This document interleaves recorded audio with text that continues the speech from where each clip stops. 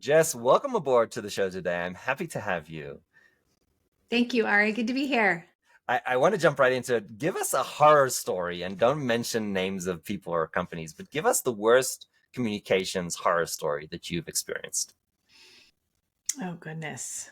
Um, well, I think that it would stem from a place of not knowing your audience. I think that's key is understanding who your listeners or our viewers are. I think that coming into a room and not having the good fortune or sort of curiosity to learn who you're speaking to is going to set most people up for um, failure at worst, but at best, maybe sort of medium connection with that audience, and maybe not them taking away your key points. So when you see these ultimate, let's say, failures of communication and branding, you mentioned like who are you talking to? What are the other aspects of where you see people really need to improve? Knowing your audience is key. It's when we think about the idea, like in marketing, we use the term creative brief, and I'm sure you've heard that too. Many of your listeners have. The first question that's asked in a creative brief is who are you talking to? Who are you targeting with whatever this product or message is? So I think that goes a lot farther than just kind of our typical demographic questions, right? Gender, income, geography, age. I think where it really gets interesting is knowing what the fears of that audience might be, what their aspirations might be. So it could be as simple as even, in many of the digital spaces that we spend time today, the ability to ask for questions in advance before you jump into a conversation so that you already know what the 5, 6, 7 sort of hot topics are for the audience, and you can weave those naturally into whatever your narrative might be, which shows empathy for where they're at, but also just shows sort of an organic humanity about the way that you speak. there's I come across a lot of people that are like, well, everybody can use our product or service, right? It's broad enough that the answer is everybody. So why would we even have a target focus audience if everybody needs us? Let's just go fishing and just say, hey, this is who we are. This is what we do. You need us like everybody else. What's wrong with that approach? Yeah, and there are products like that, right? There are a lot of consumable products, sort of that consumer packaged goods CPG industry is full Toilet of. paper, right? Like Toilet why paper. everybody Yeah, needs toilet paper. right. Laundry detergent. Yeah. So, in many ways, actually, and coming from a little bit of experience, my early days at Nestle, it's one of the harder jobs as a communicator is to sell something that, frankly, everyone could use because there's that saying, when you're trying to be everything to everyone, you're nothing to no one. I know Seth Godin, years ago talked a lot about this I love notion of, him. yeah, me too. Um, so he talked a lot about this idea of, your market should actually be a sample size of one. If you can really narrow down the single person that you are marketing or communicating this thing to, whether it's a product or a service, then and you cater your communications and positioning and all of the benefits, all those things around that individual, yes, there's going to be people that don't want it and don't understand it and don't like it. And that's actually okay. In fact, it's a good thing because now you've differentiated yourself from the many competitors that likely are on the market. You're saying that narrowing your audience actually creates differentiation. How do we use that? So let's say we've gone ahead, we've defined our quote unquote persona. What do we do with it? Like, does this impact anything after we've defined who we're selling to, that one person? Or is it just a thing we need to do to get through it? Well, it definitely affects everything from if the product or service is still in development, it certainly can affect the features and the literal delivery of the thing. Um, so that could be like package size. That could be right, like the difference between even if I'm going to sell in through a convenience store like 7-Eleven versus I'm going to sell in through a Costco. So number one, those are likely in many cases different demographics that Yeah. shop, but there could be some crossover. But the use case, I could buy milk at both places, but I'm probably buying milk at 7-Eleven for a different reason. It's maybe a bit more of an urgent need, right? Than I am at Costco, where maybe I'm planning way ahead. So it definitely affects the product, the packaging, and the distribution model. But when it gets into sort of the world of marketing and communications, it absolutely affects the way in which we talk about that product, the way in which we try to address the needs or wants of the customer, again, based on what their fears and aspirations, right? Which many of us are driven by those two things, might be. So it 100% knowing your audience is literally the through line from the development of the product all the way to the distribution and the communication of it to your audience. So really what we're saying is who are we going to say no to? Yeah. Because what's going to happen is that we're going to go down the line. We're going to agree on, our person of one, so to speak, or the persona. And then we're going to have to make a decision. And the decision is going to be, who are we marketing to? What is the product feature that we agree to? And then we're going to ask ourselves, well, do we compromise? Let's make it a little bit for these people too, so we have a broader audience. And that creates a really difficult discussion. Now, I'm sure you've been in a lot of these discussions. What does that look like? What's the challenge? And what is it? How do you make a good decision or a bad decision? And is there even such a thing? Yeah. I mean, first of all, the word that comes to my mind is courage. Hmm. It takes a lot of courage as as an organization, as a leader, as a marketer to say no, that this thing or this service is not for them. And Right. that's okay. There's lots of other people out there making great products and services that is for them. Hmm. But what we're doing is for this subset. By doing that, you attract the right customers and partners.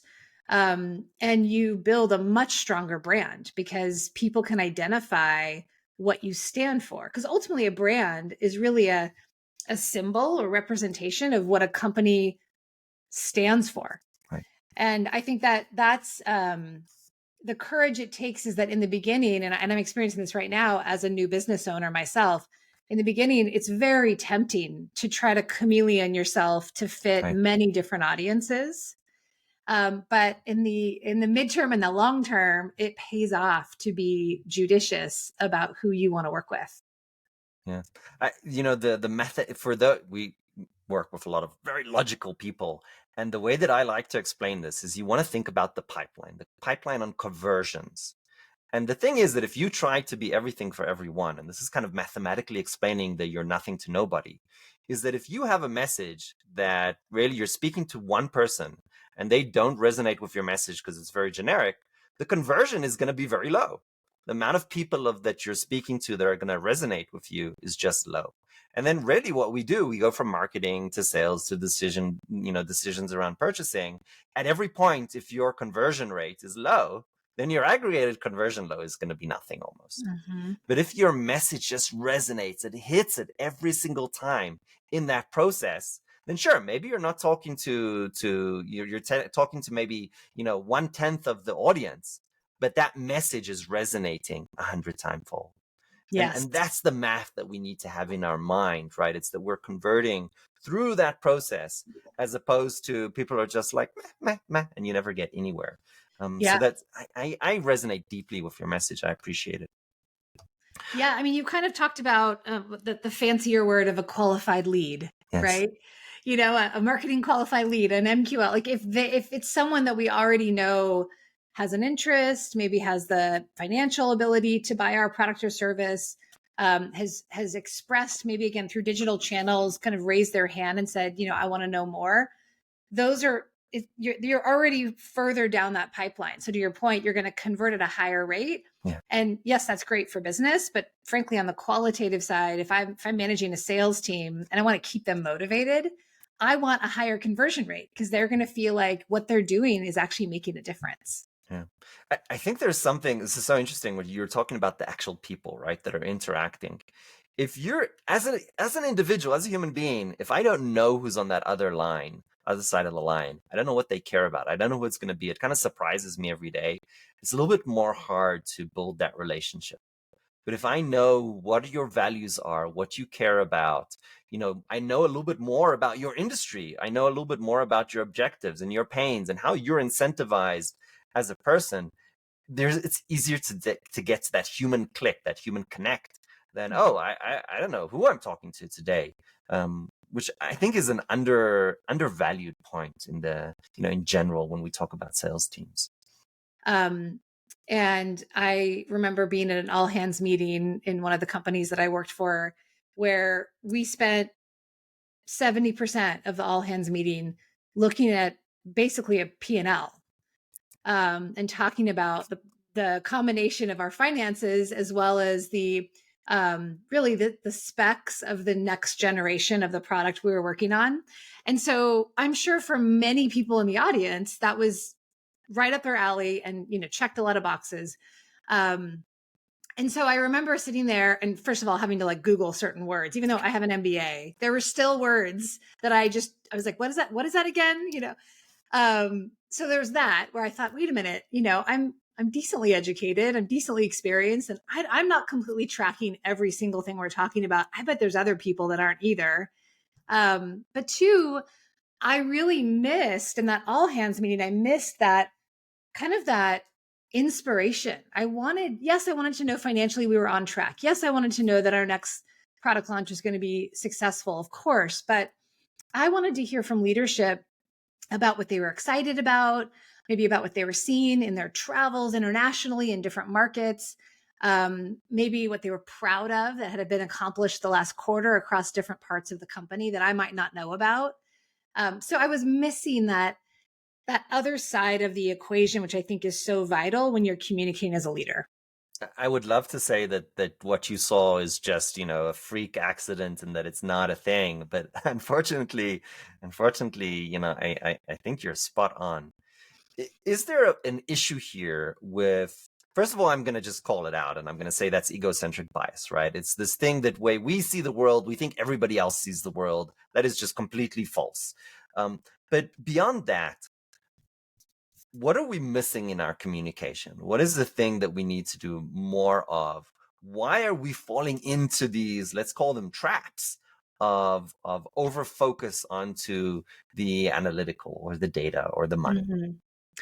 Well, I'll build on a conversation you and I had prior to the call, which is around this notion of there's this sort of portfolio of psychological biases that we all carry and we all knowingly or unknowingly have experienced in our own life. And so I think a lot of those psychological biases are so kind of covert and often hidden that unless we really are looking to be hyper self aware and really constantly iterating and making progress in terms of how we show up and present, um, we fall back on those inadvertently. So I'll give just one example here that might be a fun one. There's the term anchoring bias. So Yes. we think of an anchor, and that idea that we might rely too heavily on information that sort of came in first and kind of made the most important or impactful impression on us, and then things that sort of come later may, even if they contradict it, they may be disregarded or diminished as not as important. So one example from my experience, I worked for Adidas for a while before I was in the tech space in marketing. And, Adidas is based in Germany. And I worked in the North American headquarters in Portland. And so while we spoke all the time, we were constantly in conversation with Germany. Um, much back then, much of the footwear and apparel was designed in Europe first and sold often in Europe before it would come to the US, maybe a season later. And so there would be times when there would be certain products, specifically apparel for men, where it had done very well in Europe. And that market very much embraced those styles, those silhouettes. and all the market research is very positive that they had done. And so there was, again, this kind of anchor of positivity that was coming from HQ. When it would get rolled out in the US, it wouldn't do as well. So I remember there was one example that we would laugh about where it was a pair of pants for men that were what we would call knickers, so kind of right below the knee, Hmm. which at that time men in the US weren't really wearing knickers so much. And so we would have to have these conversations with our partners in Europe about how it's not so much that the marketing isn't hitting, it's not so much that we're not trying to sell it through into our Foot I love Locker. the initiation of the blame game. It's like, you're Right, not selling right, this well enough. right. I mean, and of course, there's always room for everyone to improve. And I'm sure there were some things we could have done, and we tried to do from a marketing standpoint. But ultimately, the product was the product, and it just wasn't Yes. the right look for U.S. men back in 2006. Yeah. So that was a good example of kind of anchoring bias, because it was hard for the European team HQ to kind of extract itself from that great momentum they saw in the very beginning. Yeah, it's amazing how many times we get back to this on this show, but I'll say it for the probably 15th time. Go read the book, Thinking Fast and Slow, Daniel Kahneman and Amos Tversky. They are the fathers of psychological biases, and anchoring is one of more than 100. Mm. I got to tell you, from a personal perspective, when I kind of dive deep in social psychology, it just opened my eyes to how many things I'm getting wrong and I don't even know it. And it kind of explains to you why. For me, my top one, anchoring is of course incredibly famous, but for me, my top one was actually egocentric bias, which really what it says in simplistic terms is that you think other people think the same way as you do. No, no, they don't. That is Yes. untrue.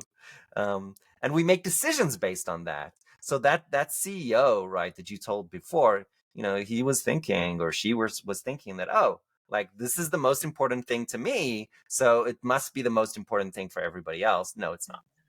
Yeah. That's a false assumption. I Yeah, and want I think feedback is key. Just to add to that, I think feedback is so key, and listening to the feedback, which is, you can get that in sort of classic like surveys, post a meeting or post a right. presentation. But I think this is honestly one of the areas where social does try and do a good job, is if you have an engaged quality network and you're Mm, sharing content, say on a LinkedIn, mm, you can tell by the commentary and the shareability of something whether it hit or it didn't. yeah, So I think that feedback loop, and then internalizing what you heard and trying to iterate, is like magic. right. That's so important. This idea of curiosity as a tool for self-improvement, and you called it self-awareness. Here's my argument. Self-awareness is a superpower that most of us don't have. Hmm. Yeah. Wow. See, and again, here's my egocentric bias. I assume everyone is self-aware. Okay, I will tell you for sure that is not true. Um, so so so here's the interesting thing, right?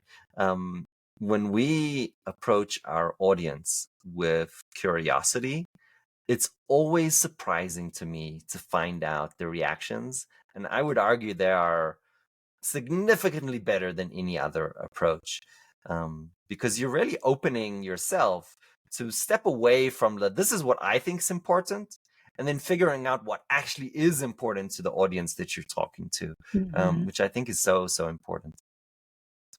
Yeah, I mean, and again, it takes discipline. I mean, I work on this all the time. There's the message, if you're a leader, a communicator, if you're up in front of any group, there's the message that you want to get out, right? Your agenda, and it's very important and meaningful often Right. to you in that moment to get Yes. that out.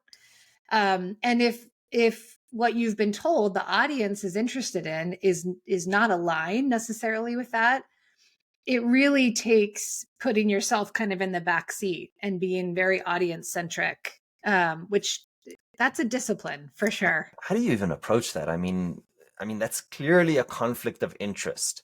If you have a story that you can tell of dealing with that, I'd love to hear it. But what's the method? How do we approach a conflict like that? How do we even think to work through it? I try to think about, again, that I love that saying, begin with the end in mind. Mm, And I try to think about what is it that I want people to feel and remember when I leave. And so, I mean, I even sometimes think about this if I'm going to a party. This doesn't have to be in a business setting. And I think through, okay, who's going to be there? What kinds of questions might I want to ask, or topics might they want to raise? And I'm an extrovert, so naturally, I'm very comfortable talking to people and expressing my feelings and my thoughts. But I at times, when I have the discipline, I will try to go in sometimes to those parties, those gatherings, and go, okay, I'm going to talk less. And so if they ask me questions, that's great. I'm happy to answer, but I'm going to kind of reverse and shine the light on the other people. And I'm going to ask some questions and then follow their lead and let them maybe share what's on their mind. And so if my goal, if I'm reverse engineering, my goal is I want to walk away from that party with having accomplished two things. One, I want the people I speak with to really feel like I cared and I mm, listened to what they had to say. mm. And then two, I want to learn some stuff. And man, I can learn a lot more when I'm listening than when I'm talking. Oh, absolutely.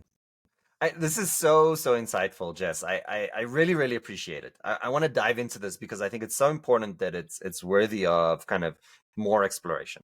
So I want to throw some problems at you. I have an agenda. I know what I want to talk to. Opening it up to questions and exploration in this all hands meeting, let's say, right? 100 employees, whatever. It could take us on unknown paths that I'm not prepared for. I don't know how to handle them. But on the other hand, I still want to do what you're saying, right? I still want to be connected. Right? What are the hacks? What are the methods? What should I do? So how do you balance the two, your Yes, agenda and maybe, absolutely. yeah, yeah. Um, Again, I find it actually kind of surprising how much of the time many of us are sort of walking through life without at least at least 70% clarity on our goals, right? Maybe not 100, but at least some idea of the direction we want to go. So I think, again, number one, start with, all right, if let's just say I'm going to get up on stage in an all hands and I know I have 90 minutes, Yeah, or I'm going to do a podcast like this, I'm going to do an interview and I know I have 30 minutes. Um, what are the two or three things that are most important for me to communicate? And also sort of what's the presence? How do I want to show? I want to show up in a serious way? right. Do I want to show up in a thoughtful way? Do I want to show up in sort of a lighthearted, comical way? What is my goal in terms of the content, right? Because there's the what, of course, and then what is my goal in terms of the delivery, so the how. Right. um I think if you go in with that and then I always use the term buffer time, right? I do this in my day to day life. Rather than having everything sort of squeezed tightly next to one another and there's no buffer in between, Yeah. allow that buffer. If you have a 90-minute all hands, maybe your 3 points will take up 50 or 55 minutes. And so you allow like a half an hour of whether it's Q&A, other people's questions that they've asked you in advance, levity, and just sort of, having some fun in between the serious points you're trying to make. Then you can both accomplish your priorities, maybe not all 10, but maybe your top three, but you also allow that squishiness, that buffer space for other people to participate, engage, and be there with you.